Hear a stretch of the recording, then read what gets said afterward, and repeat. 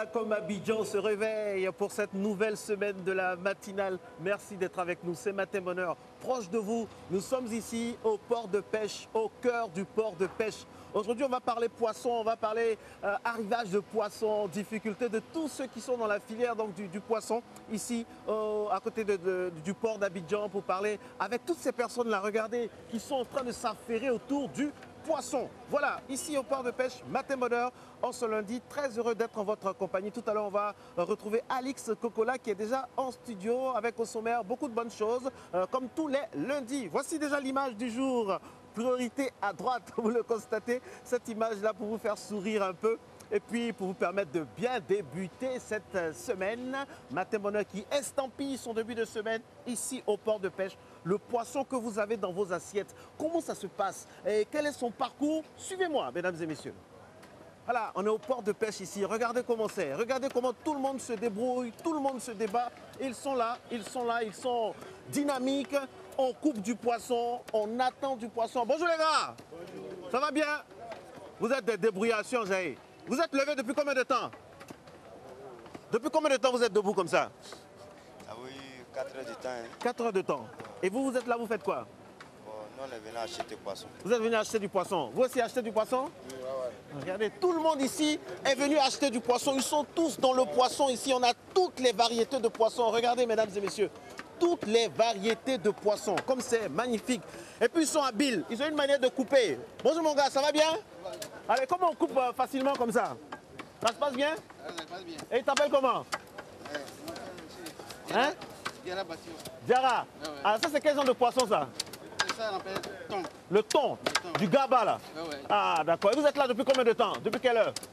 Depuis 4 heures. Alors, depuis 4 heures du matin, mesdames et messieurs, ils sont là. Depuis 4 heures du matin, il y a toutes sortes de poissons. Suivez-moi, suivez-moi, suivez-moi. On va voir les gars qui viennent ici. Ça va les gars? Ça va? Oui, ça va très bien. Alors, c'est quel genre de poisson vous avez ici? Nous vendons le thon. Le thon? Oui. Le thon? Oui, thon. Ah d'accord. Et vous? Ça va? Ça va bien? Oui. Alors, on dit quoi au port de pêche ici? Ça va bien? Oui, ça va, ça va. Vous n'avez pas de soucis, pas de problème ici? Non, il n'y a pas de problème. Ah bon? Alors, quel est le poisson qui marche le plus ici? C'est thon, c'est thon. C'est le thon? Oui. Ici, c'est une affaire de thon? Oui, oui. Ah d'accord. Garba. Comme ça? Oui, thon de Garba, c'est comme On est ça. devenu vieux maintenant. Thon de Garba? Oui. Ah d'accord. Voilà, Alix, le thon est donné. Hein. Passez votre commande, le genre de poisson que vous voulez, et on vous livre vers la fin de cette émission. À tout à l'heure. Tout à l'heure, Marco, et bonjour à vous du côté du port de pêche. Bonjour aussi à vous, chers téléspectateurs. Merci de nous accompagner en ce début de semaine. C'est lundi. On vous a déjà démarré cette émission avec l'eau à la bouche. Maintenant, on vous invite à faire un peu de sport avec le coach Cool qui nous offre pour ce premier lundi une séance de cep et d'abdos.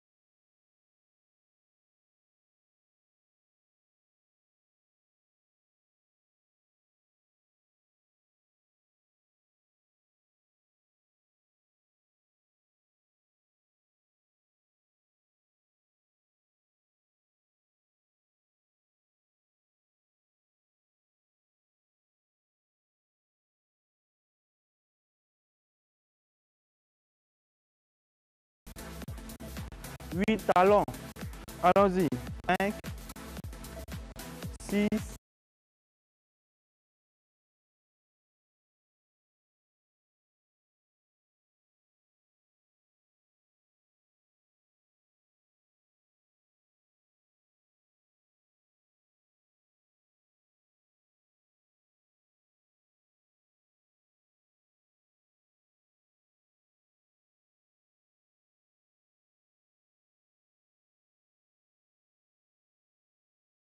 7, Ça va? Tu te sens chaud? On marche.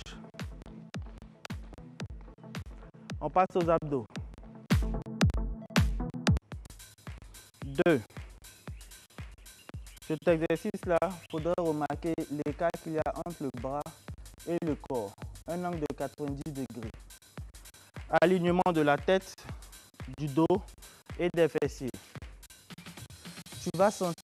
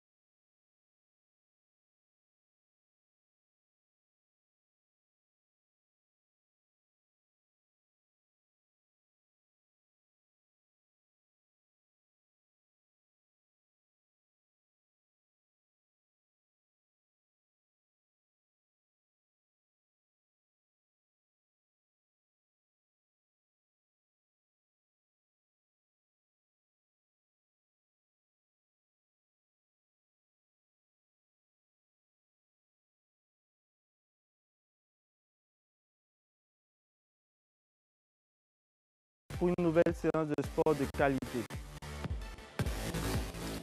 Merci au coach Koul et à tous ses amis qui l'accompagnent pour cette séance. De quoi vous motiver également à la maison à vous y mettre. On va retrouver Marco qui est toujours au port de pêche. Il nous a demandé nos commandes. Et Marcelin, moi je veux un peu de temps, un peu de capitaine et puis du chacha. Pour le reste des membres de l'équipe, on vous laisse le choix. Voilà, on vous attend dans quelques instants donc avec notre glacière. Il y a du bon poisson ici. Hein? Ouais, du bon poisson ici. Alors, comment ça se passe? Expliquez-nous, au port de pêche ici, comment ça s'organise? Les matins, les gars arrivent à quelle heure? C'est comment? Matin, nous on quitte à la maison très tôt, à partir de 3h du matin. On arrive ici à environ 4h00. On commence à vendre du poisson jusqu'à 6h à 7h du matin. Bon, ici c'est très bon, c'est très bon. On se déroule très bien ici. Donc c'est pour cela que chaque matin, chaque jour du lundi au lundi, on est toujours ici pour pouvoir travailler, pour pouvoir avoir un peu à survivre. Alors là, expliquez-nous mon frère, qu'est-ce qu'ils font là comme ça là? Ici, ils sont en train d'emballer les colis, du poisson pour les clients. Là, c'est les découpeurs. Nous sommes des vendeurs, nous on vend dans les frigos. Mais les gars, montrez-moi les vrais poissons là. Où sont les poissons là? Actuellement, les poissons viennent. Allez, on le suit. Voilà un peu le thon. Ça c'est le thon du tabac. Voilà. On va essayer de voir, il est où notre guide? Voilà le poisson. Vrai poisson. Ça c'est le thon ça. Ah d'accord. Et ça coûte combien comme ça? On fait 3 à 5 000, 4 à 5 000, souvent 7 à 5 000.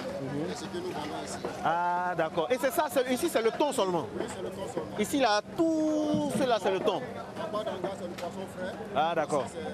Alors vous constatez qu'ici c'est le thon qui est communément utilisé pour la nourriture qu'on appelle le garba. Tout le monde sait ce que c'est à Abidjan, en Côte d'Ivoire et dans le monde. Alors là, dans l'interland là, c'est quoi? Ça c'est le thon et dedans c'est le poisson frais. On peut entrer? Vous nous accompagnez? Ah, ok, on y va, on passe par où? On rentre là? Allez, on y va les gars. Là, le passage secret, hein? Il n'est pas permis à tout le monde de passer. Il paraît que c'est un passage secret, il n'est pas permis à tout le monde. Mais bon, j'ai une mission pour voir toute la RTI en poisson ce lundi. C'est ma mission, Alix. Allez, suivez-moi. Allez, quand on arrive...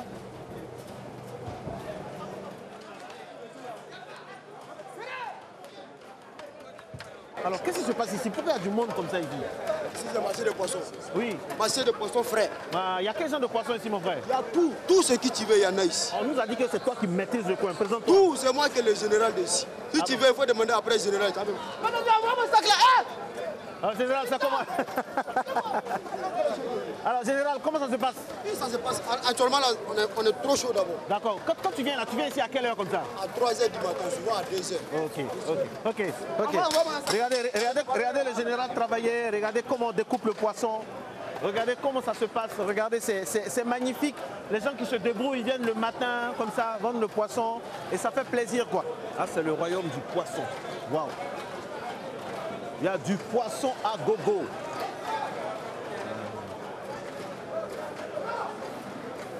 Voilà, mesdames et messieurs, c'est comme ça ici, au port de pêche. Il y a le côté thon, tout est compartimenté et ça fait plaisir de voir un peu l'abnégation de toutes ces personnes-là qui se lèvent très tôt le matin, aux alentours d'1h, 2h du matin, 3h pour terminer, puis bon, qui viennent ici pour travailler. Voilà.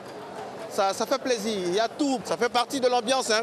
Et puis la simple perspective de savoir qu'on va bien manger, on est prêt à tous ces sacrifices-là. Voilà. Merci d'être à Matin Bonheur, mesdames et messieurs, matin de la proximité. On est très heureux ce matin d'être dans la population. Nous allons essayer de joindre Paul Arnaud Ekou qui est avec nous aujourd'hui pour nous parler d'un sujet concernant bien sûr la sécurité routière.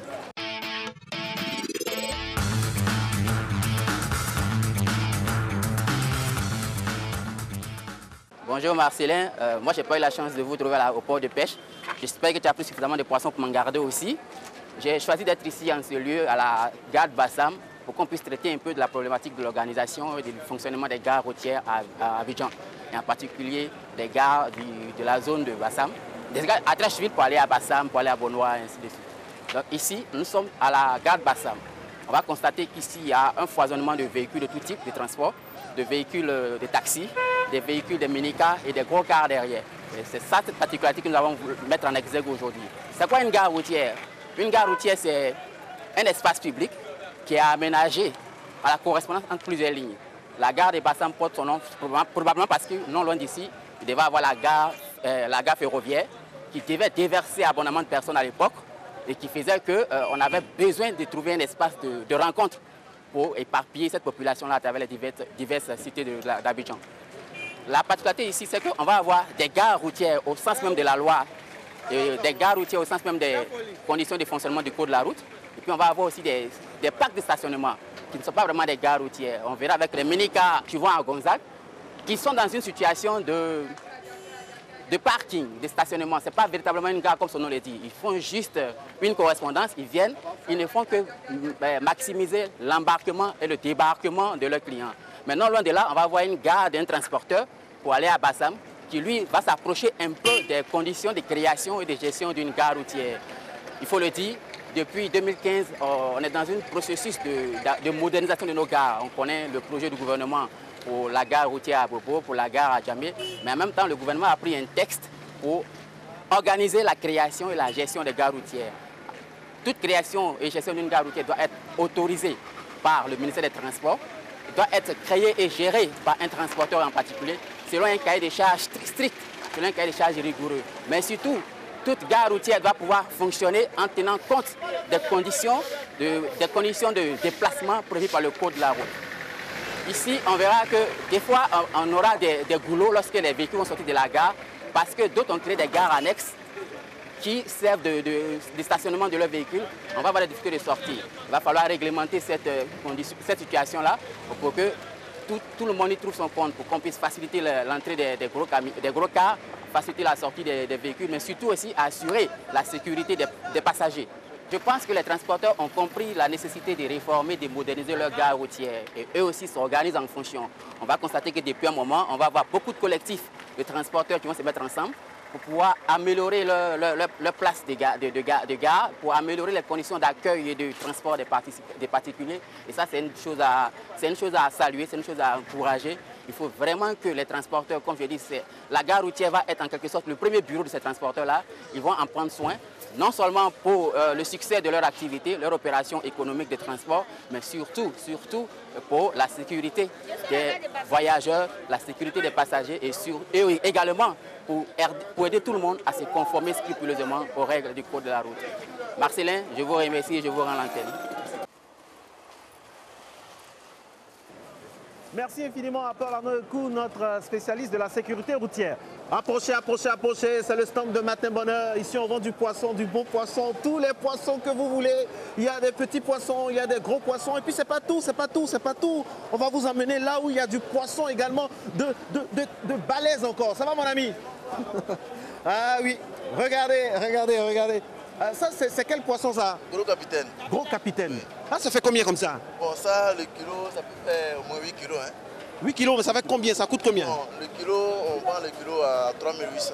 Le kilo à 3800. Ça fait 8 kilos, ça va pas de 27-30 000. Hein? Oui, 27 à 30 000. Wow. Ah, oui. Allez, on voit encore d'autres choses. Ah oui, ça, c'est des bars, c'est ça? C'est quoi, comment on appelle ça? Comment on appelle ça? Des gros bars. Bonjour, maman. Ah, ça, c'est le soso. Aïe, aïe, aïe. Ça, c'est combien de kilos comme ça? Bon, ça, là, ça peut faire environ 10 kilos. 10 kilos? Oui, 10 à 12 kilos. 10 à 12 kilos. Et ça, c'est environ 30 000 aussi comme ça? Oui, c'est environ 30 à 40 000 même. À 40 000 même, hein? Ouh là là. Ah, c'est magnifique. Oui, mais vous pouvez aller au black, hein. Là, il y a des petits poissons qui sont versés là-bas, les sous-sous, excusez-moi. Il n'y a pas de souci. Tout ça, c'est le métier. Hein? Il y a des petits poissons où ça? Bon, de l'autre côté là-bas. Ah, d'accord. Ah oui, c'est le royaume du poisson, mesdames et messieurs. Ça, j'imagine ma rédactrice en chef, Zélika, Alix Cocola, sans oublier toute l'équipe.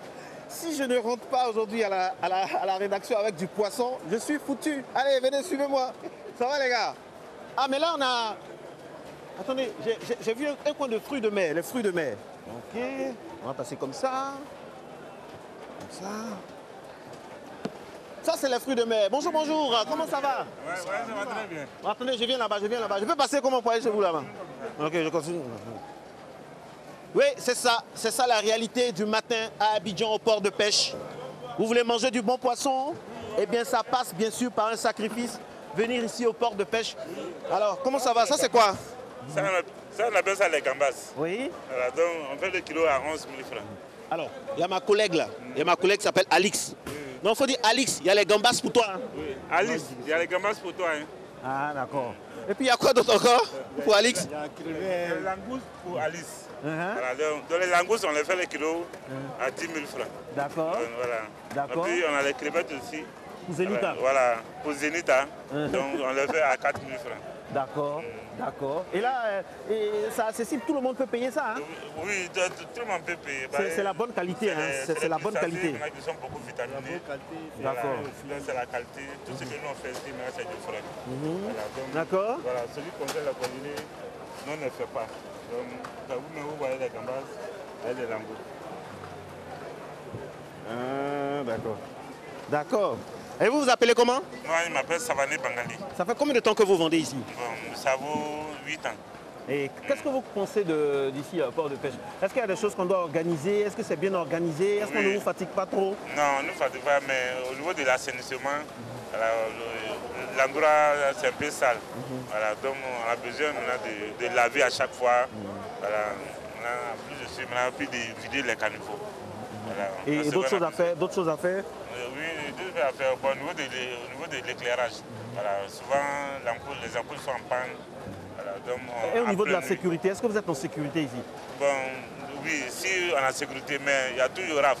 Voilà, donc ça empêche. Ces affaires de rafle là, ça vient souvent. Hein? Oui, on vous rafle ici aussi? Oui, oui, on nous rafle ici. À chaque fois, on nous rafle ici.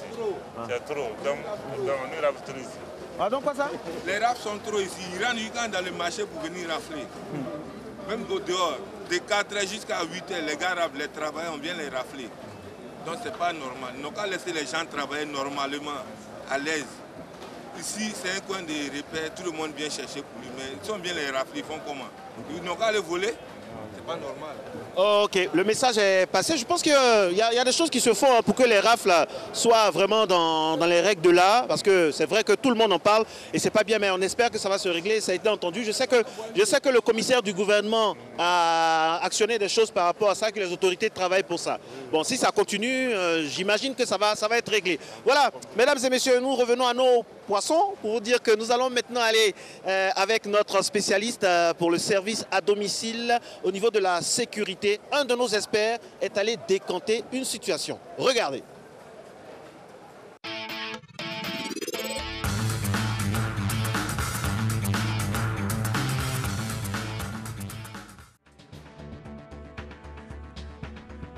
Bonjour, je suis M. Diomandé. J'ai été sollicité pour une fuite de gaz au 3e étage au domicile de Mme Tano. Raison pour laquelle je suis là ce matin pour essayer de voir la conduite à tenir, voir ce qu'il faut faire et ce qu'il ne faut pas faire. Okay.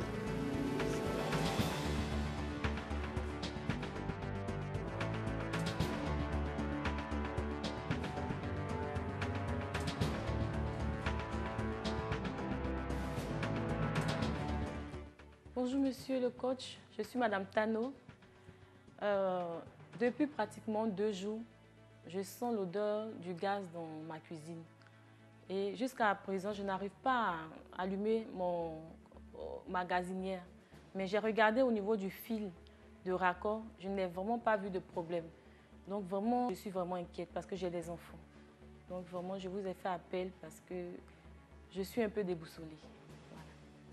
Ok, madame, j'ai reçu vos préoccupations et j'ai écouté votre problème selon tout ce que vous avez expliqué. Est-ce que quand vous avez senti la fuite, vous avez essayé de fermer votre bouteille ou votre gazinière? Si oui, vous avez fermé et que la fuite continue, je pense qu'au niveau de votre mano de la bouteille, il doit avoir un problème sur le clapet d'alimentation. Raison pour laquelle la fuite persiste. Dans le cas contraire, si votre raccord est périmé aussi, qu'il y a une fissure que vous ne voyez pas, le gaz peut fuir. Regardez la date à laquelle votre raccord est périmé et vous changez. De 2, si vous rentrez dans la cuisine, il y a la conduite à tenir. N'essayez pas d'appuyer sur votre interrupteur. Parce qu'à chaque fois que vous allez appuyer sur votre interrupteur, il y a une étincelle. L'étincelle ne doit pas correspondre à la fuite. Je vais vous demander, dans un premier temps, de fermer la vanne de votre bouteille. Voilà. Si vous appuyez sur l'interrupteur, vous voyez, il y a une étincelle dedans. Si l'étincelle correspond à la fuite, ce n'est pas bon pour votre vie. Ça va provoquer une explosion. Et de 2, si monsieur est fumeur ou si vous avez un voisin fumeur qui vient vous rendre visite, faites attention, ne pas allumer des cigarettes, ne pas faire de bruit sec dans la maison. Et ne rentrez pas avec votre portable et insistez d'appeler vos correspondants.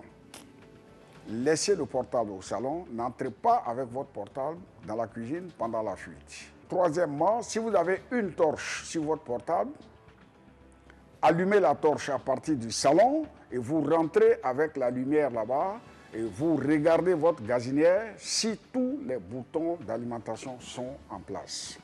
Raison pour laquelle on n'appuie pas sur l'interrupteur. On n'ouvre pas le réfrigérateur ni le congélateur. On ne fait pas de bruit sec. On ne laisse pas tomber un objet. Vous fermez la bouteille, vous fermez la gazinière, vous ouvrez la porte et le salon et la fenêtre. Partout où il y a une porte, vous ouvrez et la maison sera aérée pendant 30 minutes. Alors, c'est ce que je peux vous conseiller dans un premier temps.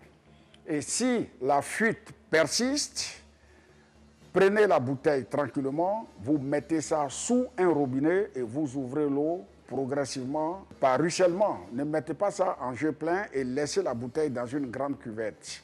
Comme ça, ça va localiser la fuite et vous n'aurez plus de problème.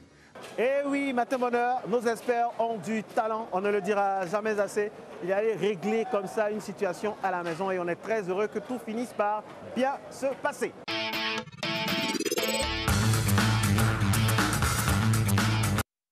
Retour à la station de Cocody. Nous partons pour la revue de presse avec Renaud. Bonjour à vous.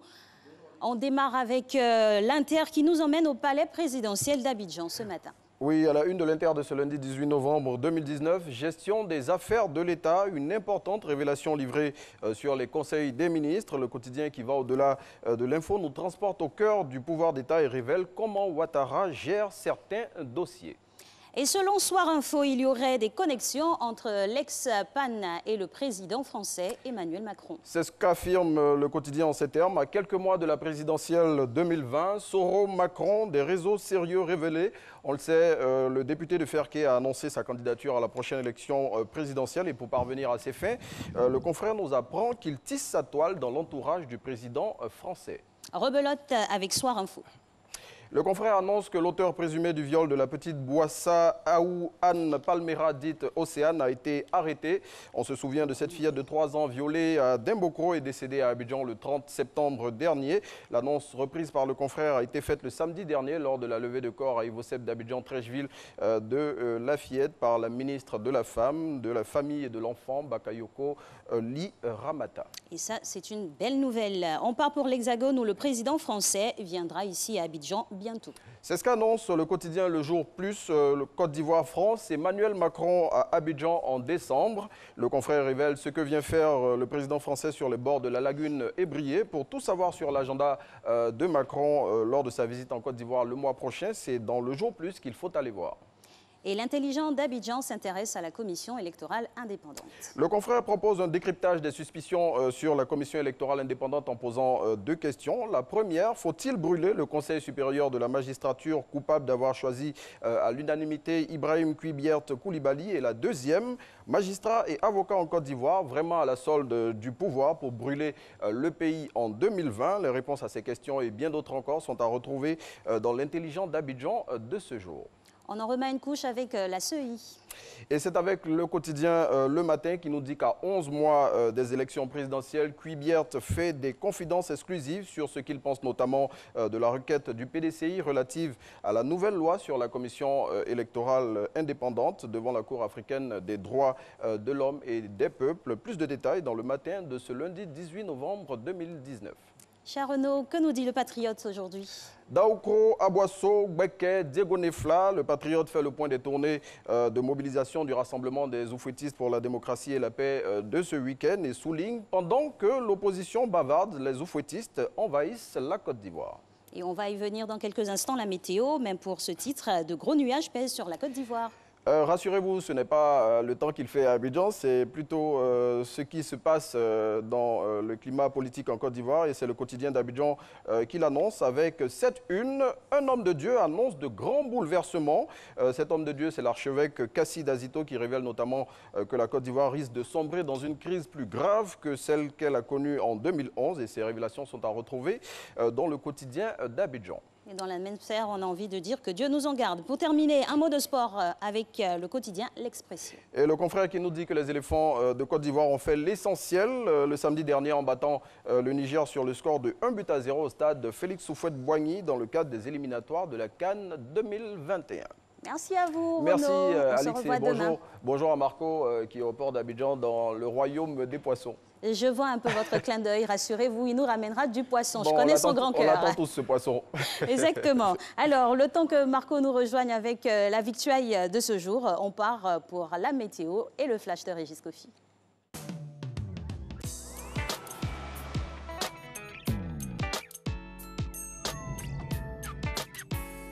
Au flambeau de la musique urbaine en Côte d'Ivoire, Tour de Garde a su s'imposer dans toute l'Afrique francophone. Après de nombreux hits tels que Makassa, suivi d'une signature chez Sony Music Côte d'Ivoire, le duo propose son nouvel album avec la participation de nombreux artistes internationaux, notamment Aya Nakamura, Style Fresh ou encore Abou de Bang. À travers les 28 titres qui composent le double album Victory, Tour de Garde nous fait voyager dans son univers musical riche en sonorités.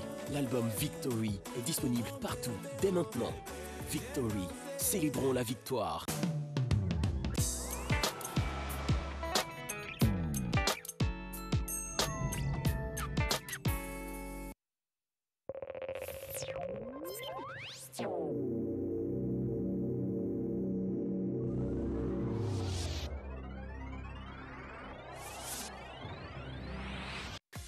belles émotions avec la RTI et profitez de l'offre spéciale Rentrée audiovisuelle 2020 avec des remises allant jusqu'à 30% sur tous les produits publicitaires du groupe RTI. RTI 1, RTI 2, Fréquence 2, Radio Côte d'Ivoire, RTI Boaké et tous nos supports digitaux jusqu'au 5 janvier 2020. Annonceurs, agences de communication, ne manquez pas cette opportunité exceptionnelle d'accroître votre visibilité et celle de vos clients. Contactez vite RTI Publicité au 22 40 12 65.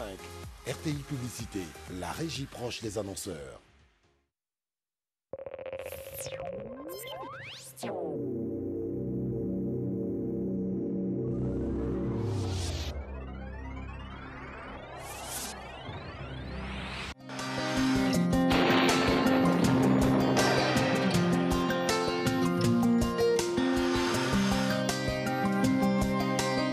MTN, everywhere you go.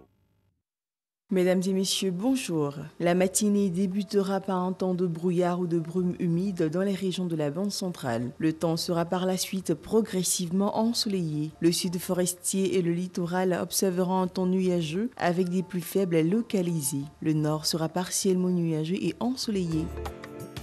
Pour les températures, on note 24 degrés à Abidjan, 23 à Adiaké, 22 à Bandoukou, 21 à Boaké, 22 à Daloa, Dimbokro et Gagnoa, 23 à Korogo, 21 à Man, 22 à Odiéné, 23 à San Pedro, 24 à Sassandra, 23 à Tabou et enfin 21 degrés dans le district de Yamoussoukro. Dans l'après-midi, l'ensemble du pays sera ensoleillé. L'extrême nord du pays observera une sensation d'harmattan. Le sud forestier et le littoral observeront en milieu ou en fin de période des formations orageuses suivies de pluie. La bande centrale restera ensoleillée. Pour les températures, on note 31 degrés à Abidjan ainsi qu'à Diaké, 33 à Bandoukou. La ville de Boaké affichera 32 degrés. On note 33 degrés à Daloa, 34 à Dimbokro, 33 dans la région du Go, 34 dans le Poro, 33 à Man ainsi qu'à Odiéné, 31 à San Pedro. La ville de Sassandra affichera 30 degrés également pour la ville de Tabou et enfin 32 degrés à Yamoussoukro.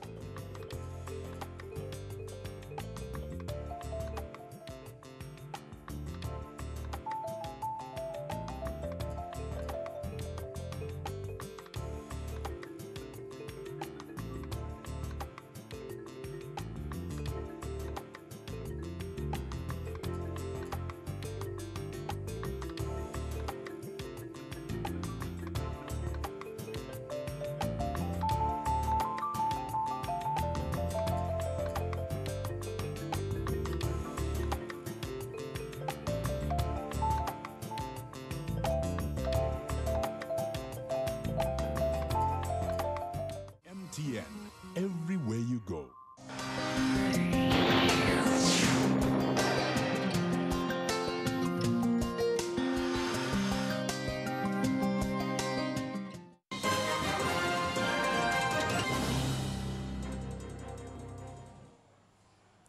Madame, Monsieur, bonjour. Bienvenue dans ce nouveau rendez-vous de l'actualité.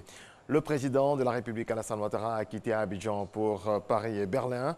À Berlin, en Allemagne, le chef de l'État prendra part les 19 et 20 novembre 2019 à la deuxième édition de la conférence du G20 Compact with Africa pour promouvoir les investissements privés en Afrique. À Paris, en France, Alassane Ouattara aura un entretien avec son homologue français Emmanuel Macron. Des sujets de coopération bilatérale seront évoqués. Philippe Mangou, le nouvel ambassadeur de Côte d'Ivoire en Allemagne, rencontre la communauté ivoirienne avec les présidents d'associations. Il a parlé de paix et réconciliation. Awa Touré. Le nouvel ambassadeur de Côte d'Ivoire en Allemagne, Philippe Mangou, arrivé le 23 octobre à Berlin, entend initier une série de rencontres avec la diaspora ivoirienne. Pour préparer ces réunions de prise de contact, Philippe Mangou a échangé avec les responsables d'associations venus de toutes les régions d'Allemagne. Des associations regroupées au sein de la FERA, Fédération des associations d'ivoiriens résidant en Allemagne. La communauté ivoirienne, par la voix du président de la FERA, vous exprime un chaleureux Akwaba, comme dirait l'allemand, Willkommen in Deutschland. Cette fédération, elle a pour objectif de rassembler, de négocier, de proposer les préoccupations des Ivoiriens résidant en Allemagne. Une rencontre donc de prise de contact pour échanger les nouvelles et faire connaissance. Je suis militaire de formation. J'ai terminé chef d'état-major des Forces armées nationales de Côte d'Ivoire. Pendant la crise ivoirienne, j'étais celui qui a commandé le théâtre des opérations. Et qu'à l'issue de cette crise, Son Excellence le Président de la République de Côte d'Ivoire, M. Alassane Ouattara, m'a fait ce grand honneur de me permettre de vivre ma toute première expérience en diplomatie. À l'issue de 7 années passées au Gabon, Son Excellence le Président de la République m'a encore fait l'honneur de me permettre de vivre une autre expérience, celle-ci européenne, en m'affectant ici en Allemagne. Le premier volet de ma mission, c'est de travailler au renforcement des relations qui unissent si bien la Côte d'Ivoire à l'Allemagne. Le deuxième point, de protéger tous nos compatriotes vivant en Allemagne, en un mot, d'être avec vous. L'occasion aussi pour l'ambassadeur de Côte d'Ivoire en Allemagne d'appeler à la réconciliation et à l'union des Ivoiriens.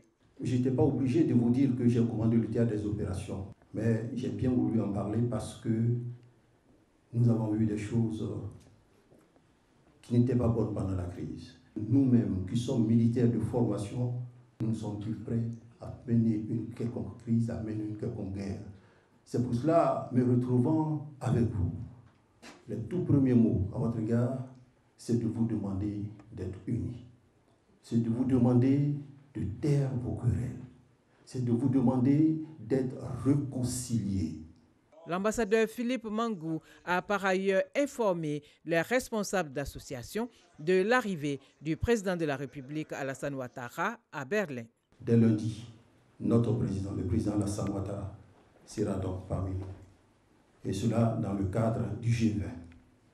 Ne perdez pas un seul instant de vue l'œuvre immense qu'il a pour la Côte d'Ivoire. C'est notre président. Nous serons à l'accueil et nous voudrions vous inviter à venir avec nous accueillir le président de la République. Prochaine étape des rencontres de l'ambassadeur Philippe Mangou avec les Ivoiriens d'Allemagne, Hambourg, et ce sera le 24 novembre 2019.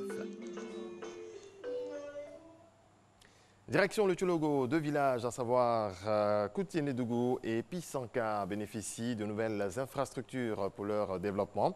356 millions de francs CFA injectés dans l'éducation, la santé, l'électrification et l'adduction en eau potable. Des ouvrages ont été inaugurés par le ministre des Affaires présidentielles, Tiéné Birahima Ouattara. On fait le point avec Kader Sogodogo. Koutiénédougou, village de la sous-préfecture de Fékésédougou, accueille des grands jours pour le ministre des Affaires présidentielles, Tiéné Birahima Ouattara, par ailleurs, président du conseil régional du Tchologo.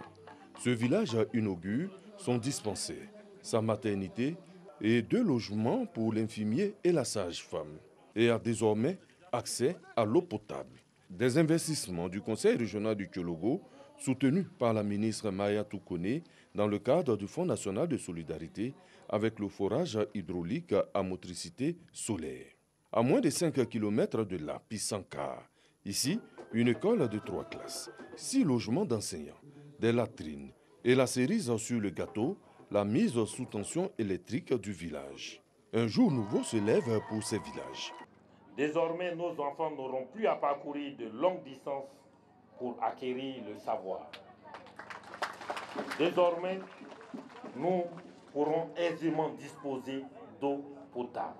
Le besoin était réel pour une population d'environ 9000 âmes qui vivent ici sans centre de santé et qu'il fallait toujours se déplacer sans véhicule. Très difficile d'avoir un véhicule. Alassane Ouattara, c'est super. Pour Pisanka, pour Pisanka. Un forage à Koutiénédougou, des latrines à Pisanka. La ministre Maria Toukoné apporte ainsi la solidarité de la République à ces 2 villages. Si vous regardez bien, c'est cette eau-là qui sert à l'école, qui sert aux latrines qu'elle vient également de fournir avec un investissement de 9 100 000 francs CFA et qui sert également à l'école à côté, également aux encadreurs. Pour le ministre des Affaires présidentielles et président du conseil régional du Tchologo, la culture de la paix apporte inévitablement le développement. Bien entendu, chers parents, tout ceci n'est possible que dans un climat de paix, de sérénité, de cohésion et d'entente.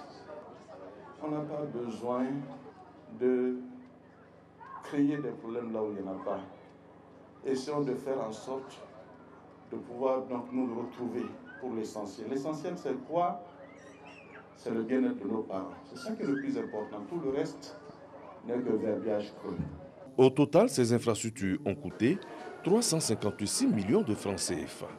À Pisanka, l'ONG Oxygène a fait parler son cœur en offrant des kits scolaires composés de tenues, livres, cahiers, etc. Sur le continent au Burkina Faso, 32 terroristes ont été tués par les forces armées au cours de 2 opérations dans les régions du centre-nord et du nord. Vendredi et samedi, ces opérations. D'importants lots d'armement et de munitions ont été saisis et la mort. Du football éliminatoire à Cannes 2021, le Nigeria, le Congo, la Guinée et le Cameroun ont remporté hier dimanche leur contre comptant pour la 2e journée des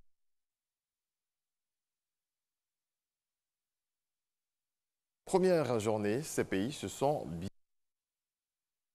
Pour l'actualité, je vous retrouve à 7 h.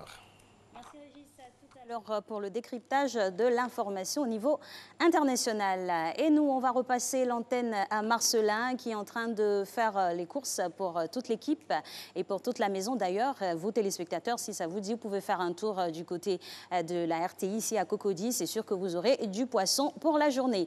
Marco, on vous retrouve donc. Bonjour mon frère. Bonjour monsieur. Alors, c'est quel nom? C'est monsieur Gobla Didier Ivo. Et vous faites quoi ici au port de pêche? Bon, moi je suis un poissonnier. D'accord. Je fais les achats. Il vient acheter du poisson. Et puis il met revend dans le supermarché. Alors vous êtes un acheteur de gambas. Comment ça se passe? Quand vous venez, quelles sont vos habitudes ici au port de pêche? Bon, notre habitude c'est venir négocier avec les fournisseurs. Et puis s'attendre sur le prix. Si le prix nous arrange, et puis on achète et puis on va avec. Généralement, est-ce que c'est moins cher généralement? Bon, oui, bon, ça varie. Là où ils prennent, si le prix est moins, ici aussi, ils vendent aussi au prix normal. Si ils ont pris ça moins cher, ici aussi, ils vendent ça moins cher. Oui, voilà, c'est ça, mesdames et messieurs. J'aime cette Côte d'Ivoire qui travaille, qui se réveille le matin, cette Côte d'Ivoire qui bouge. Regardez-les, comment c'est bien à voir. Voilà, des gens braves, des hommes et des femmes au service de l'alimentation de la population. Et ils sont là depuis 2 h, 3 h du matin. Regardez comment ils travaillent, ça fait plaisir. Ça fait plaisir. Voilà. Et ça, c'est la Côte d'Ivoire que j'aime. C'est la Côte d'Ivoire que j'aime. Et vraiment, je suis touché. Ouais. Là, c'est quoi? C'est les capes? Les capes rouges. Les capes rouges? Ouais. C'est quoi la particularité des capes rouges? C'est bien pour frire, même à la braise. Et moi, j'avais quoi? Tchéké, poisson, igname? Poisson, igname, ça passe. Hein. C'est bon pour tout le monde, hein? Ouais, c'est bon pour tout le monde. Hein. Et ça, c'est quoi? C'est quel poisson, ça? Ça, c'est les brochets. Là, c'est les brochets? Ça, c'est les petits bars. Les petits bars? On appelle soso. Soso, ah, d'accord. D'accord. Voilà les bars, ça, c'est les gros bars. Ça, c'est les gros bars. Voilà. C'est le royaume du poisson ici. Ah, ça, c'est soso, ça, derrière lui. D'accord. Bah. Ah, c'est gros bar, ça. Allez, j'ai vu des crabes, Viens. Il y a crabe. Ça va, les gars? Ça va bien? Ok, ça, c'est quoi? Bonjour. Ça, c'est quoi? Langouste. Oh là là. Il y a des langoustes, il y a même des langoustes, mesdames et messieurs. Oh là là. Il y a tout ici, c'est un véritable voyage au sein des ressources halieutiques, ressources marines. Ça va, ça coûte combien, comme ça? C'est pas trop cher, mon doyen? C'est 9 000 le kilo?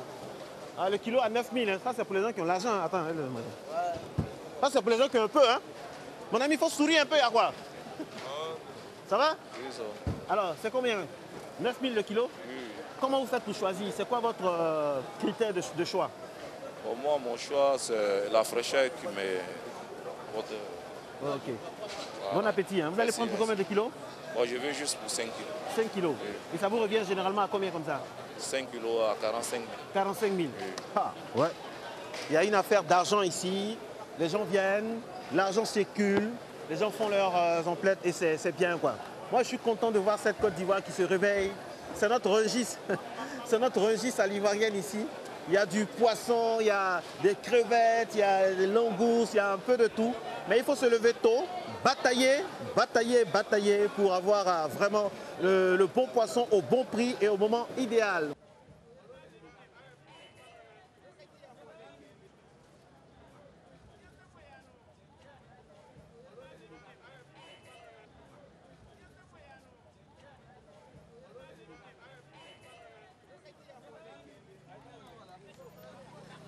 Voilà, mesdames et messieurs, matin bonheur, c'est ça. Bonjour mon frère, comment ça va?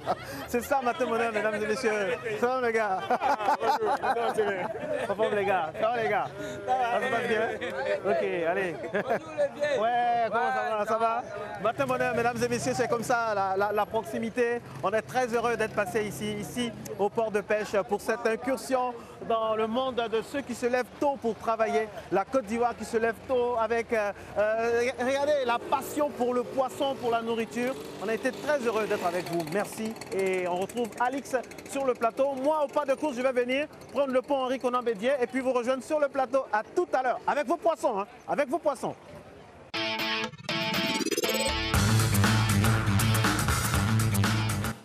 Oui, la chute était déterminante. Alors, on parle toujours de nourriture, histoire de petit-déj aujourd'hui, c'est demi dans cette émission. On partira pour le Togo, quoique ce mets est aussi prisé dans toute la sous-région. Ça s'appelle du atassi au Togo, au Bénin, le wanché également dans ces deux pays-là, le benga au Burkina Faso. Et voilà, c'est fait à partir de riz, céréales et d'une grande protéine qui est l'haricot au bouton noir. Voilà, vous pouvez l'accompagner avec de poisson, comme Marco nous en ramène, ou du poulet, c'est selon vos goûts, tout simplement. Bon appétit à vous, si ça vous tente pour aujourd'hui. Alors, après l'histoire du petit-déj, on ira à l'histoire de Instant Vérité dans cette émission. Elle est d'une humeur solaire aujourd'hui, vous allez le constater. Elle s'entretiendra dans quelques instants donc avec monsieur Jean-Claude Izy, il est président de la jeunesse du RPCP, parti centriste dirigé par Madame Henriette Lagou, créé depuis 2012. C'est Instant Vérité, le sujet aujourd'hui. Le RPCP arriva-t-il à atteindre ses objectifs de réconciliation? Ben, c'est toute la question que l'on vous pose.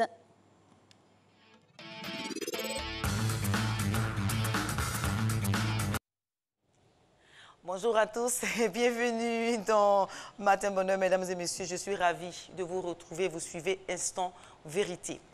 Des caravanes de sensibilisation, des formations à la citoyenneté et à la démocratie, le Rassemblement pour la paix et la concorde RPCP, le parti dirigé par Henriette Lagou fait de la paix son credo. La jeunesse du parti multiplie les actions en faveur de la paix et de la réconciliation, mais malgré tout cela, le parti d'Henriette Lagou peine à atteindre cet objectif selon les observateurs de la vie politique ivoirienne. Pour eux, il faut insuffler un nouveau souffle au RPCP.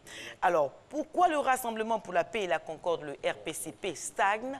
La jeunesse du RPCP est-elle son remède? Que peut faire cette jeunesse pour aider le parti à atteindre ses objectifs de paix et de réconciliation? Mesdames et messieurs, les réponses à ces questions, c'est dans Instant Vérité, bien sûr, que vous suivez maintenant dans Matin Bonheur. Aujourd'hui, nous recevons pour vous Jean-Claude Izy, désigné en mars 2019 président de la jeunesse du RPCP. Bonjour Jean-Claude Izy. Bienvenue, c'est un plaisir de vous avoir ce matin. Alors, en avril dernier, le RPCP a tenu sa deuxième convention ordinaire. À cette occasion, le parti a fait son bilan. Est-ce que vous pouvez nous en dire plus sur les activités du RPCP sur les 2 dernières années? Ok, je voudrais vous remercier, madame. Avant tout propos, avant de répondre à votre question, je voudrais que vous me permettiez de remercier, de traduire mon infinie gratitude à la Direction générale de la RTI pour l'occasion qu'elle m'offre de m'exprimer sur l'actualité politique du pays. Ok, allez-y. Pour maintenant répondre à votre question, madame, il faut dire que le RPCP, parti créé depuis 2012 par madame Henriette Lagou, fait son chemin. La politique est une œuvre de longue haleine. Notre objectif, c'est de retrouver, sinon d'édifier une Côte d'Ivoire en paix, une Côte d'Ivoire réconciliée avec elle-même, une Côte d'Ivoire dans laquelle tous ses fils et toutes ses filles se retrouvent pour aller vers le développement. Alors, dites-nous, quel est le bilan des activités du RPCP de 2017 à 2019? C'est la question. En termes de bilan, il faut dire que nous avons tenu en avril dernier, avril 2019, la convention du parti. Et cette convention a adopté un certain nombre de décisions dans le sens de la paix, dans le sens de l'amélioration des conditions de vie des peuples de Côte d'Ivoire. Mais il faut dire que déjà, à partir de 2017-2018, le parti s'est engagé dans une tournée de réconciliation et de cohésion sociale. Alors, d'abord, combien de sections le parti a-t-il installé à travers la Côte d'Ivoire? En termes de sections, je ne pourrais pas vous donner un chiffre, puisque nous sommes nés en 2012 et que l'installation des sections est un processus. Et dans ce processus, il faut dire que sur les 31 régions en Côte d'Ivoire, nous sommes implantés dans plus de 25 régions. Là où le problème se pose, c'est dans le Grand Nord. Mais je pense que d'ici la fin de l'année, ce problème sera résolu. Alors, on va aborder une question d'actualité. Le 3 mai 2018, le Rassemblement pour la paix et la Concorde a rejoint le Rassemblement des Oufouettistes pour la démocratie et la paix, le RHDP, alors groupement ou encore coalition politique. Aujourd'hui, le RPCP crée avec d'autres partis politiques de l'opposition un groupement de partis politiques pour la paix, dénommé le GPP. Alors, que recherche exactement le parti d'Henriette Lagou? Oui, effectivement, en 2018, le parti de Mme Henriette Lagou avait décidé de faire son entrée au niveau du groupement RHDP. Là, le RHDP n'était pas encore parti politique. Donc, suite à son entrée au sein du groupement RHDP, je crois bien en juillet 2018, le RHDP a décidé de tenir sa toute première assemblée générale constitutive pour que le RHDP soit mis en parti politique. Le RPCP a décidé de se retirer de ce parti politique. Parce que c'est un parti politique qui est souverain, qui est indépendant, qui aspire à la conquête et à l'exercice du pouvoir d'État. Donc, a décidé de faire, je dirais, cavalier seul. Donc, depuis lors, nous travaillons sur le terrain, nous sommes en pied d'œuvre. Comme je l'ai dit, nous constatons qu'il y a un certain nombre de problèmes en Côte d'Ivoire. Donc, il faut s'attaquer à tous ces problèmes, il faut proposer des solutions. Oui, avant d'aborder cette question-là, de s'attaquer aux problèmes de la Côte d'Ivoire, on va d'abord parler du RPCP. Donc, je l'ai dit, du RHDP, le RPCP créé avec d'autres partis politiques, le GPP. Alors, donc, dans ce GPP-là, c'est un parti centriste. On se retrouve selon la direction du vent avec le régime. Après, on a avec d'autres partis politiques. Le jeu de l'équilibre, ma foi, est très difficile au GPP, ou encore au RPCP. Non, nous n'allons pas dans le sens de la direction du vent. Nous avons une ligne directrice et notre ligne directrice, notre ligne politique, c'est la paix, la réconciliation nationale, la cohésion. Donc, du groupement politique, nous nous sommes retrouvés au GPP parce qu'une quinzaine de partis politiques en Côte d'Ivoire a décidé de fédérer leur énergie, de travailler en synergie. Comment se fait-il que le RPCP soit au RHDP hier et aujourd'hui est dans l'opposition avec 15 autres partis politiques? On ne peut pas comprendre, les Ivoiriens ne comprennent pas, ils veulent savoir quelle est la position exacte du RPCP. C'est pourquoi je voudrais être clair, madame, une bonne fois pour toutes. Je voudrais éclairer la lanterne des Ivoiriens sur ce point. Le RPCP est actuellement dans un groupement politique appelé le Groupement des partenaires politiques pour la paix, GPP. Et ce groupement politique était dirigé de maître par madame Henriette Lagou, qui est la présidente et qui coordonne ce groupement, qui est la présidente du RPC et coordonnatrice de ce groupement. Nous avons été au niveau du RHDP. Comme je le disais tantôt, c'est lorsque le RHDP était groupement politique et non parti politique. Donc il faut que les Ivoiriens arrivent à faire cette distinction entre le groupement politique RHDP et le parti politique RHDP. Il y a véritablement un hiatus. Mais la question que les Ivoiriens se posent, c'est comment, il y a quelques mois seulement, vous étiez au RHDP et après vous êtes maintenant avec des partis de l'opposition. Alors quel genre d'opposant êtes-vous? Oui, la politique est une saine appréciation des réalités du moment. Donc nous avons constaté que le RHDP, groupement politique ou parti politique, ne pouvait pas faire notre affaire. Il fallait trouver un autre mécanisme. Sinon, réfléchir à une autre action, à une autre synergie pour, je dirais, faire véhiculer nos idéaux. Donc, c'est dans ce sens que nous sommes retrouvés au GPP. Et vous avez vu nos actions au niveau, une de nos sorties au niveau de Sofitel Hôtel d'Ivoire. Nous avons fait notre toute première sortie pour dire que dorénavant, nous ne sommes pas membres du groupement RHDP. Nous sommes du GPP, mais notre parti politique, le RPC, garde toujours son autonomie. Alors, comment définirez-vous aujourd'hui les rapports du GPP, du RPCP avec le RHDP? Bon, les rapports, mis à part le RHDP, ce n'est pas le RHDP seulement, mais les rapports avec tous les partis politiques en Côte d'Ivoire sont au beau fixe. Mais là, la question que je vous pose, c'est comment pouvez-vous définir les rapports du RPCP avec le RHDP? Mais le RHDP et le RPCP, je pense qu'il n'y a pas de nuage dans nos relations. Les relations sont au beau fixe. Les relations se portent bien. Seulement que ce que le RPCP refuse. Mon parti refuse de s'acoquiner à ces partis politiques, sinon à ces plateformes de partis politiques qui ne font que fulminer une avalanche de malédictions à la Côte d'Ivoire d'octobre 2020.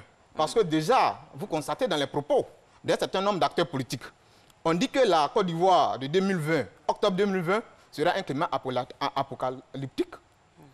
Le RPCP voit autrement cette vraiment vision, ne s'inscrit pas. C'est pourquoi nous travaillons de façon quotidienne à ce que la paix soit effectivement le quotidien des Ivoiriens. D'accord. Un autre point, Henriette Lagou fait désormais partie de la CEI. Elle est la 3e secrétaire permanente au niveau de l'institution. Alors, selon les Ivoiriens, son entrée à la CEI est faite pour arranger les affaires du régime. Quel commentaire faites-vous là-dessus? Je pense que les tenants de cette thèse se versent dans une analyse erronée parce que Mme Henriette Lagou est au niveau de la CEI au nom du GPP, au nom d'un groupement de partis politiques. Et c'est à l'issue des discussions engagées par l'État de Côte d'Ivoire depuis janvier 2019 que Mme Henriette Lagou a été désignée pour représenter le groupement des partis politiques, des partenaires politiques pour la paix. Mais j'ai envie donc de vous cela dire ne voudrait pas dire que Lagou va pour faire l'affaire, pour faire la part belle au RHDP. Madame, je voudrais que vous me permettiez de faire, d'aller un peu en arrière. Pensez-vous que cette CEI, que les Ivoiriens, à travers les réseaux sociaux, à travers la presse écrite, la presse audiovisuelle, décrit, pensez-vous que cette CEI va donner raison à tous ceux qui sont en train de la décrier actuellement? Je dis non. En 2000, pour aller un peu plus loin, le président Honoré Dieu, qui dirigeait la commission électorale, la commission nationale électorale, face à la junte militaire du général Robert Gueye, paix à son âme, il a décidé, malgré les armes qui crépitaient, il a donné le verdict des urnes. Alors, vous pensez que Henriette Lagou est donc à la CEI pour faire triompher la transparence, c'est ça, dans les élections? Mais ça, c'est une évidence, c'est la transparence. Et parce que la CEI, ce n'est pas même Lagou Henriette seulement. La CEI, incarnée par son président, le président Koulibaly Kubien, va proclamer les résultats sortis des urnes. Le vainqueur des élections sera vraiment proclamé. Mais comment se fait-il que les Ivoiriens arrivent à se poser la question de savoir que Henriette Lagou est donc à la CEI peut-être pour faire l'affaire du régime? Comment? Il n'y a pas de fumée sans feu quand même. Non, non, c'est pas, je dis que c'est quand même malsain et c'est aberrant de tenir de tels propos à l'endroit d'une personnalité, à la trempe de Mme Henriette Lagou. Les tenants de cette thèse doivent plutôt féliciter la dame pour le combat qu'elle mène au quotidien pour la paix, pour la cohésion sociale en Côte d'Ivoire. Madame, je voudrais vous dire que cette CEI, nous devons avoir notre confiance, nous devons placer notre confiance en elle. Cette CEI, à le regard de toute la communauté nationale et de la communauté internationale, donc CEI travaillera à ce que les élections de 2020 ne soient pas, je dirais, une élection conflictuelle, une élection qui va déboucher sur une autre guerre. D'accord. Alors, la question, c'est vrai, est liée à la CEI et tout cela, mais est-ce que véritablement le RPCP constitue une opposition significative en Côte d'Ivoire? Le RPCP, à travers sa ligne en politique, mène une opposition modérée. Parce que malheureusement, certains hommes politiques, certains acteurs politiques de notre pays pensent que parler de position significative, ce sont les injures ou bien les invectives lancées contre le chef de l'État ou menacer les institutions de la République d'implosion. Ce n'est pas ça l'opposition significative. L'opposition significative, parce que c'est l'opposition qui mène une opposition civilisée. Cette opposition qui se soucie du bien-être des Ivoiriens, une opposition qui fait des propositions, qui fait des critiques et des propositions. Bien. Et c'est dans cette ligne que s'est inscrit mon parti politique, le RPCP. Le RPCP s'inscrit donc dans une opposition constructive, si je vous entends bien. Alors, l'autre point, c'est l'implantation nationale du RPCP, qui reste encore un réel défi pour Henriette Lagou, et puis d'ailleurs même pour le parti. Alors, quelle est la part de la jeunesse dans la politique d'implantation du RPCP?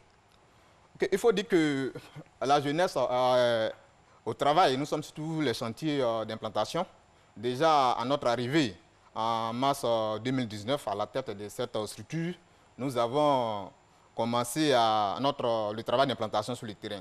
Donc aujourd'hui, nous sommes en train de préparer notre convention pour que nous puissions faire le bilan à mi-parcours des actions menées en 6 mois, c'est-à-dire en 2 trimestres, sur un semestre. Donc cela voudrait dire que nous sommes confiants, nous travaillons, nous sommes à pied d'œuvre et que d'ici fin 2019, nous pourrons, je dirais, investir tous les territoires Alors, nationaux. des observateurs pensent que le parti d'Henriette Lagou n'est pas assez significatif sur la scène politique ivoirienne. Donc, il faut insuffler un nouveau souffle à toutes les structures du parti. Qu'est-ce que vous en pensez, vous? Mais ceux qui disent, je m'inscris en faux contre cette allégation. Madame, notre constitution ivoirienne, je n'ai jamais vu dans cette constitution un article qui stipule ou qui définit la notion opposition significative ou la notion, je dirais, un parti significatif. Nous sommes un parti politique légalement constitué. Nous menons nos activités, nous travaillons, nous parcourons toute la Côte d'Ivoire. Donc je pense que cela est déjà significatif. Alors, vous parcourez toute la Côte d'Ivoire pour parler de paix, pour parler de réconciliation et tout cela. Alors, depuis, quelles sont les actions de paix et de réconciliation que le RPCP a vraiment posées et que les Ivoiriens peuvent voir, que les Ivoiriens vraiment veulent comprendre? Le RPCP a posé plusieurs actions à travers les tournées de la présidente de la direction du parti. Je pense que le RPCP la présidente du RPCP tient des discours de cohésion sociale, de réconciliation nationale. Dans nos conventions, dans nos activités du parti, nous parlons régulièrement de tout ce qui concerne la réconciliation, la paix. Donc, c'est des actions que nous menons. Mais vous savez, quelles que soient les actions que nous allons mener, une partie de l'opposition ivoirienne dira que, ou de la population dira que, bon, ce n'est pas... Mais est-ce que c'est seulement parler de paix? Peut-être qu'il y a des actions qu'on attend de vous. Permettez-moi d'aller. Est-ce que c'est parler seulement de paix? Oui, on parle de paix, parce que la paix, et parce que quand on décide d'accéder, de conquérir le pouvoir d'État, lorsqu'on décide d'exercer le pouvoir d'État, sans la paix, on ne pourra pas exécuter notre projet de société. Sans la paix, on ne pourra pas exécuter notre programme de gouvernement. Donc la paix est un maillon essentiel pour tout parti politique, dans ce pour tout sens-là, gouvernement. est-ce qu'il suffit seulement de parler de paix? Est-ce que ce ne sont pas les actions, cette expression de la paix et tout ça ne doit pas être suivi d'actions concrètes pour que les Ivoiriens voient, pour que les Ivoiriens soient réconciliés par le fait du RPCP? Tout à l'heure, je suis en train de vous dire que nous sommes, comme on appelle, nous entreprenons des tournées sur toute l'étendue du territoire national. C'est une action concrète, en parler de paix. Ou bien les uns les autres voudraient qu'on aille, comme on appelle, au stade Félix ou bien au Félicia, pour crier haut et fort que nous sommes en train de poser des actions dans le sens de la paix. Non, à travers nos tournées, les actions que nous menons, que nous posons au quotidien, pensez dans nos actions, ces actions reflètent notre volonté de construire, de bâtir une Côte d'Ivoire en paix en 2020. Alors pour bâtir une Côte d'Ivoire en paix en 2020, comme vous l'avez si bien dit, quel est le rôle donc de la jeunesse du RPCP, vous qui êtes le président de cette jeunesse-là? Oui, la jeunesse est au travail. Comme je l'ai dit tantôt, nous avons une convention dans la première quinzaine du mois de décembre. C'est une convention au cours de laquelle nous allons déterminer les points saillants de nos actions de l'année 2020 pour que, effectivement, à notre congrès, puisque nous avons un congrès dans le premier trimestre de l'année 2020, au cours de ce congrès, nous puissions adopter les points qui seront vraiment arrêtés, sinon qui seront arrêtés à notre convention, à la convention de décembre du mois prochain. Alors, Jean-Claude Ounzi, vous êtes le président de la jeunesse du Rassemblement pour la paix et la concorde, RPCP, parti dirigé et présidé par Henriette Lagou. Alors, merci d'être venu à Instant Vérité apporter ces précisions sur la vision et les objectifs de la jeunesse du RPCP. Alors, mesdames et messieurs, c'est la fin de cette rubrique. Je vous laisse donc en compagnie d'Alix. Restez avec nous sur RTI 1.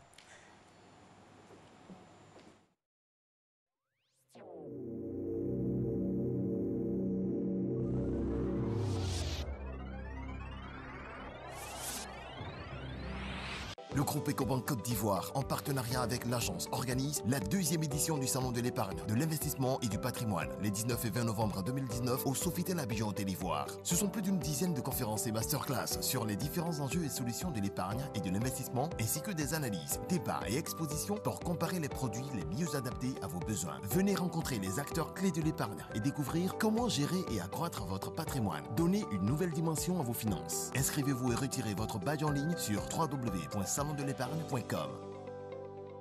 Le ministre de la Santé et de l'Hygiène publique, Dr Aka Awele, informe l'ensemble des populations ivoiriennes qu'en raison des travaux de sa réhabilitation, le CHU de Yopougon est fermé depuis le 1er novembre 2019. Pendant cette période, la continuité de l'offre de soins est assurée par d'autres structures sanitaires. Pour plus d'informations sur les nouvelles structures d'accueil des services relocalisés, appelez le 143 ou consultez le www.santé.gouv.ci. Le groupe Ecobank Côte d'Ivoire, en partenariat avec l'agence, organise la 2e édition du Salon de l'épargne, de l'investissement et du patrimoine, les 19 et 20 novembre 2019 au Sofitel Abidjan Côte d'Ivoire. Ce sont plus d'une dizaine de conférences et masterclass sur les différents enjeux et solutions de l'épargne et de l'investissement, ainsi que des analyses, débats et expositions pour comparer les produits les mieux adaptés à vos besoins. Venez rencontrer les acteurs clés de l'épargne et découvrir comment gérer et accroître votre patrimoine. Donnez une nouvelle dimension à vos finances. Inscrivez-vous et retirez votre badge en ligne sur www.salondelépargne.com.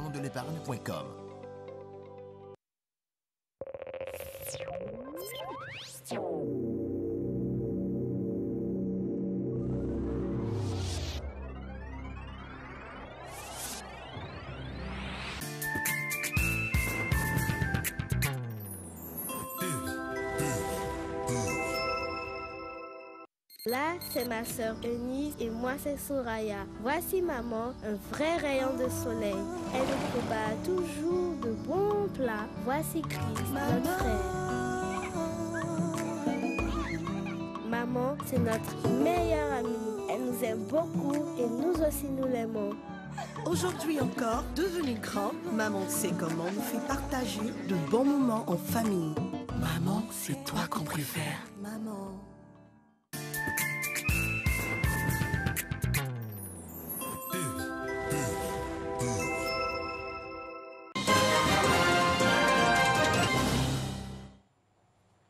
Madame, Monsieur, bonjour. Bienvenue dans ce bref regard sur l'actualité internationale.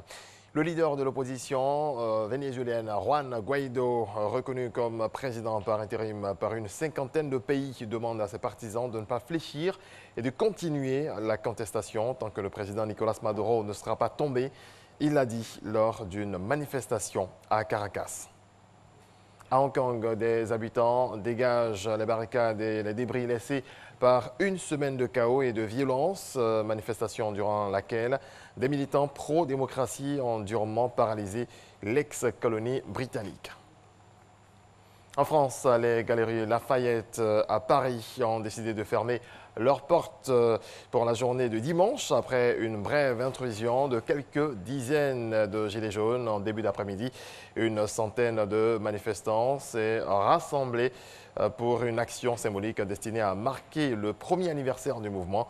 Le rendez-vous était fixé à 13 h aux Galeries Lafayette pour un lâcher de confettis festif et bon enfant. Une manifestation contre l'islamisme en France. Les manifestants, beaucoup d'hommes vêtus de noir, ont repris en boucle des slogans tels kebab, mosquée, on en a assez, islam hors d'Europe ou encore une seule solution, c'est la remigration, le concept phare du groupe d'extrême droite qui prône un retour dans leur pays de la plus grande partie des immigrés en France, selon Marc Verdier, membre de Génération Identitaire à Paris, initiateur de cette manifestation. Un policier iranien est décédé dimanche dans des affrontements avec des hommes armés dans l'ouest du pays lors de protestations contre la décision du gouvernement d'augmenter le prix du carburant. Des manifestations ont éclaté en Iran depuis vendredi après que le gouvernement ait imposé un rationnement de l'essence et augmenté le prix du carburant, je le disais. Merci à toutes et à tous de votre attention. C'est la fin de ce point de l'actualité. On se retrouve demain. Merci Régis Koffi. Alors, nous arrivons à la dernière phase de cette émission et loin de nous l'objet de faire de la tautologie sur ce sujet, plutôt de vous immerger dans cet univers très important qui résorbe, ma foi, le chômage sous nos cieux. Il s'agit bien de l'hôtellerie, donc avec monsieur Valentin Zawi Debout, il faut le dire, et non pas Benjamin, son frère à qui on refait un coucou ce matin lundi. Nous parlerons de l'hôtellerie, un lien avec la fonction RH. Bonjour monsieur. Bonjour Alice. Bienvenue. Merci de me recevoir. Alors, il y a tant à dire sur le sujet. On a déjà abordé plusieurs compartiments. Aujourd'hui, encore des axes à décrypter, notamment l'accueil, la gestion administrative, le suivi opérationnel, la motivation. C'est ce qui va nous occuper maintenant. On parle tout de suite de ce sujet. Alors, quel est le modèle d'accueil que vous préconisez? Alors, une fois encore, donc, merci de me recevoir. Et je voulais saluer avec vous les lève-tôt, d'ici et d'ailleurs. Ah, oui. Alors, c'est vrai que en 2 fois, on a abordé vraiment l'aspect environnemental du métier. La production a souhaité que nous retrouvions pour aborder l'aspect RH pur. Alors, pour répondre à votre question, très simplement, on oublie souvent qu'en entreprise, la qualité de l'intégration d'un nouveau détermine sa capacité à bien travailler par la suite. Ça nous donne déjà l'eau à la bouche, le temps que le jingle soit positionné, et puis on va continuer dans avec notre grand lancée. plaisir.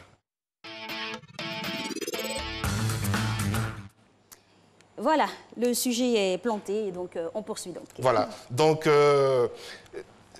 recruter un nouveau collaborateur, c'est important, mais il faut surtout aussi mettre un point d'honneur à ce que cette nouvelle recrue soit intégrée efficacement.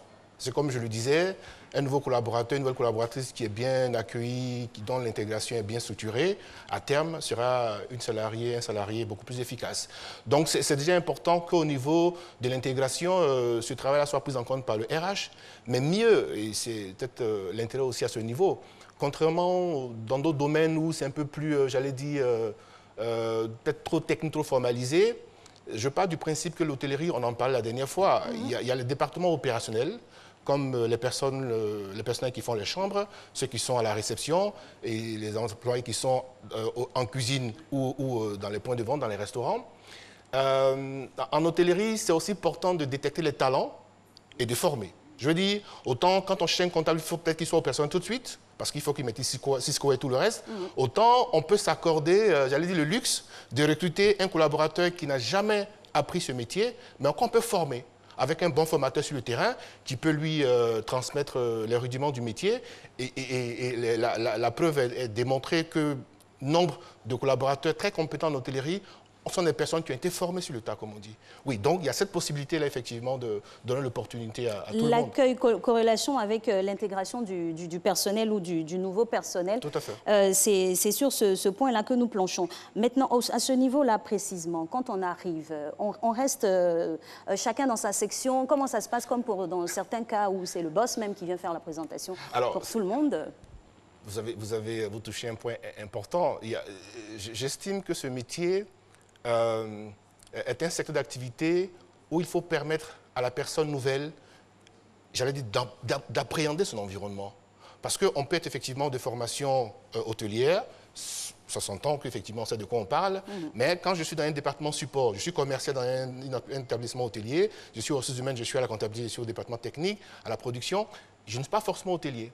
Donc oui, il est souhaité, il est conseillé qu'une personne comme ça, on puisse lui permettre d'être en immersion quelques jours, quelques semaines, en fonction de l'importance du poste, pour qu'il comprenne de quoi on parle. Parce qu'une activité, une entreprise a une activité et chaque entreprise a une activité qui n'est pas forcément celle d'après. Donc oui, en fonction de l'importance du poste ou de la fonction, pour l'exemple, moi quand je commençais plutôt 23 ans en arrière, 19 ans en arrière, bientôt 20, pour être plus précis, j'étais dans le département formation, au moment de commencer mon travail de formateur, j'ai été en immersion, travailler avec les gens qui font les chambres. J'ai été en cuisine, j'ai été à la réception et honnêtement, j'avoue que ça m'a beaucoup apporté. Donc oui, ce qui est conseillé, c'est effectivement de permettre aux nouveaux collaborateurs d'être en immersion dans les différents services et ça lui permet d'avoir une vue vraiment, j'allais dire, transversale et très, très panoramique de ce qu'il attend dans son travail. En termes de perspective, de projection, les mobilités aussi peuvent exactement passer par là. Exactement,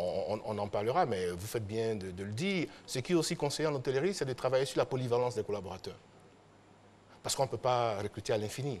Parce qu'après, il y a des ratios qu'il faut respecter. Exactement. Donc oui, il est conseillé, et s'il appartient à la personne qui est en charge des ressources humaines, de travailler sur cette polyvalence pour que les collaborateurs soient en capacité de donner un coup de main, d'apporter un soutien à ceux de leurs collègues qui sont dans le besoin.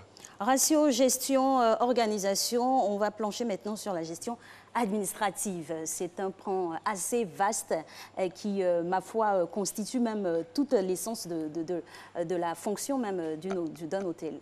Oui, parce que vous observerez que quand on parle de politique RH, ça prend en compte ces différents éléments-là, le recrutement, la gestion administrative, la formation et tout le reste. Le modèle de gestion. Voilà, effectivement, on va aborder le sujet relativement à quelques points là. La gestion administrative, je vais dire faire très simple, c'est une entreprise qui existe, elle a besoin de faire de l'administration parce que quand vous recrutez, il faut que l'inspecteur du travail soit informé des mouvements du personnel dans votre entreprise. Donc, il y a cette gestion qu'il faut avoir. Vous avez également tout ce qui touche à la prévoyance sociale. Donc, la CNPS, il faut déclarer l'employé. Donc, je veux dire, à la base, c'est comme on dit dans notre jargon, c'est le côté paperasse de notre métier. Parfois, c'est barbant, mais il faut le faire parce qu'il faut être en règle vis-à-vis de la loi. Oui, alors, ce point, il est essentiel en hôtellerie parce que, justement, vous avez dans cette activité différents employés avec des statuts qui ne sont pas les mêmes. Vous aurez des stagiaires, vous aurez des personnes qui sont des personnes en contrat de journalier, comme on dit, vous aurez des personnes qui sont en CDD, en CDI. Alors, les personnes qui sont en stage, et le nouveau code est très précis en la matière, le code du 20 juillet 2015, là, dit que quand vous avez un salarié, un stagiaire qui est chez vous, qu'il soit en stage contrat école, oui, ou en stage qualification ou expérience professionnelle, il faut que le stage soit mis par écrit. S'il n'y a pas d'écrit, ce collaborateur est considéré comme un employé. Un employé. Il faut formaliser les choses. Exactement. C'est d'autant important qu'en hôtellerie, justement, il y a beaucoup de mouvements. Donc, déjà, c'est important que les confrères RH formalisent les choses. Parce qu'autrement, ça peut créer des problèmes. Et donc, ça vaut pour les stagiaires, mais ça vaut aussi pour les travailleurs journaliers qui viennent pour un jour, 2 jours, une semaine en fonction des besoins. Tout ça, il faut qu'il y ait toujours des contrats qui spécifient le statut de chaque collaborateur de l'entreprise. Parce que quand on ne le fait pas, parfois, il y a des surprises désagréables. Oui, on tombe dans un domaine de l'illégalité. Exactement. Et voilà, donc il faut faire attention. Tout à fait. Parlons toujours des ressources humaines au sein d'un complexe hôtelier ou d'un établissement hôtelier. On a rencontré un d'entre eux, c'est un barman qui nous apporte son témoignage de l'univers qu'il vit au quotidien.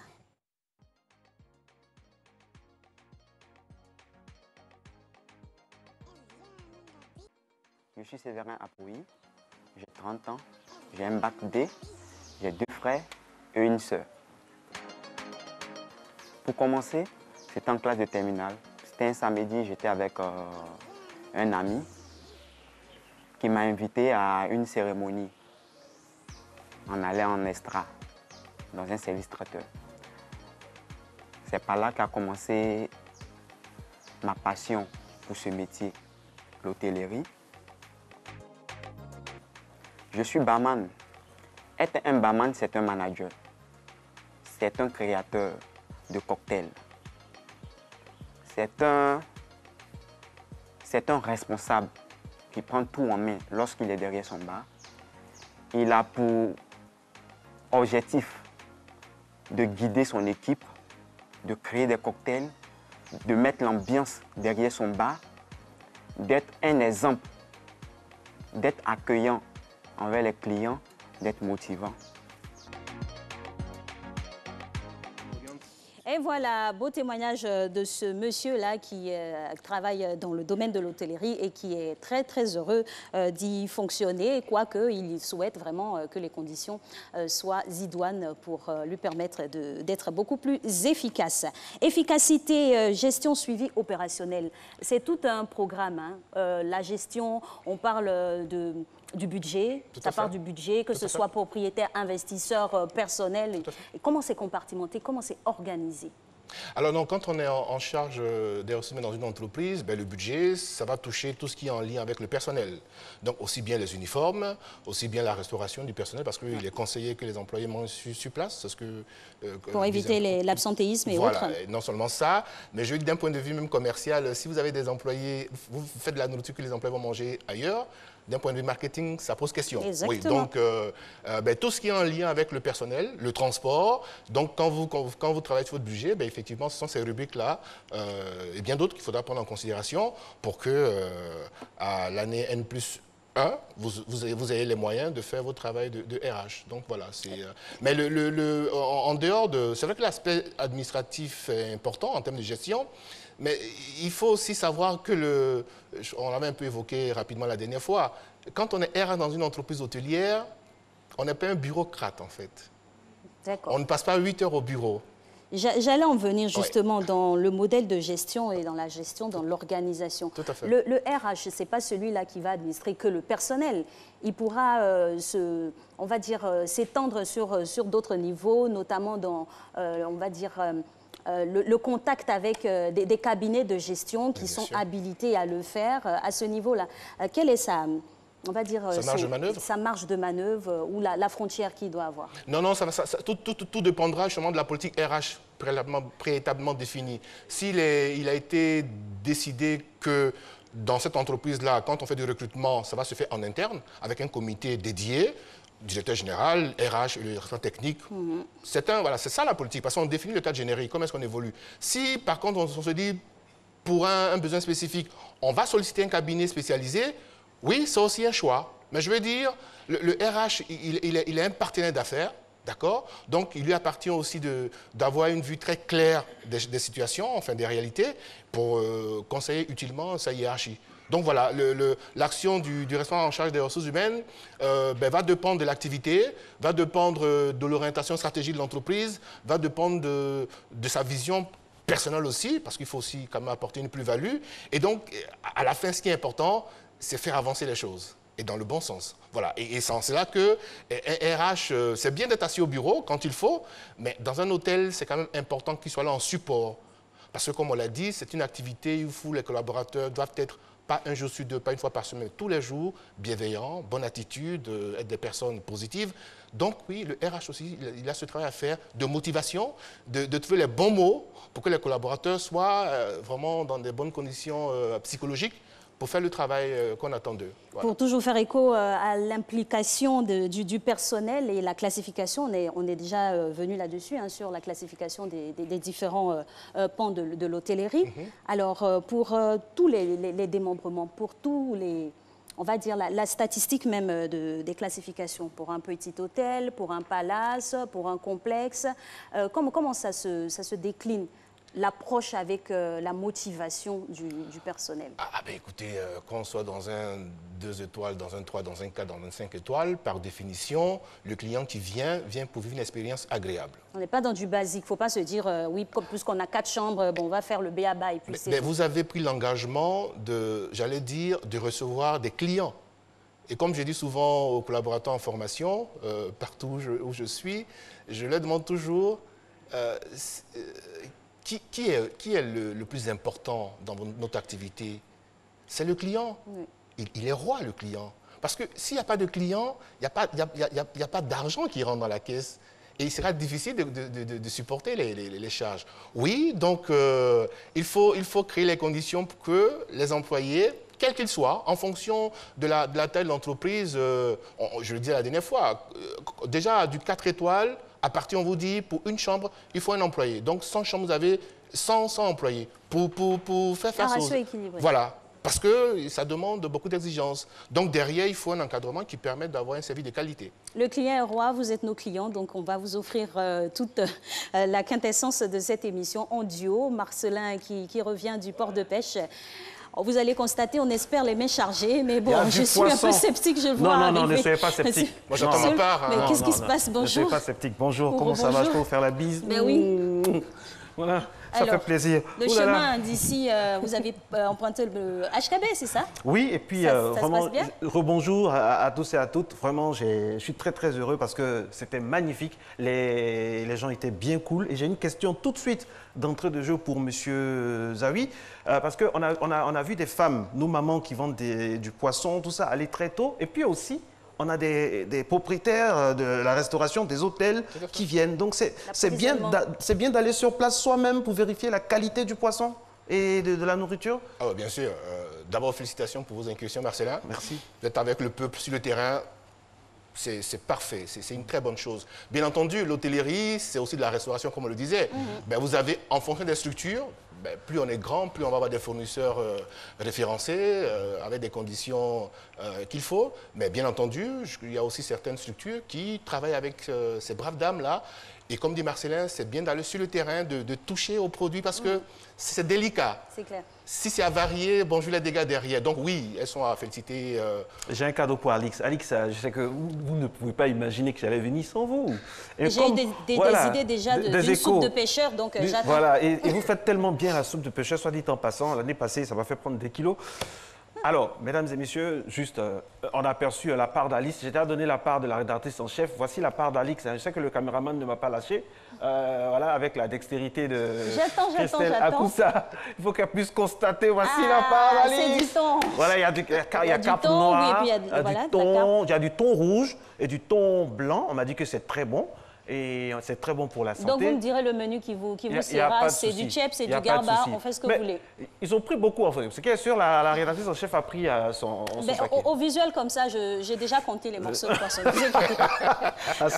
C'est une vraie maîtriseuse de quiz. Vous parlez comme... En tout cas, c'était bien. On salue tout le monde, on salue toutes les autorités du port de pêche qui nous ont facilité cette incursion-là. C'est pas facile. Et la Côte d'Ivoire qui se réveille tôt, ça fait zizir, comme on dit. Bravo. Franchement, bravo. Merci beaucoup. Merci infiniment. Alors, il nous reste encore quelques minutes pour aborder toujours le sujet de l'hôtellerie. On va se maintenir sur la restauration.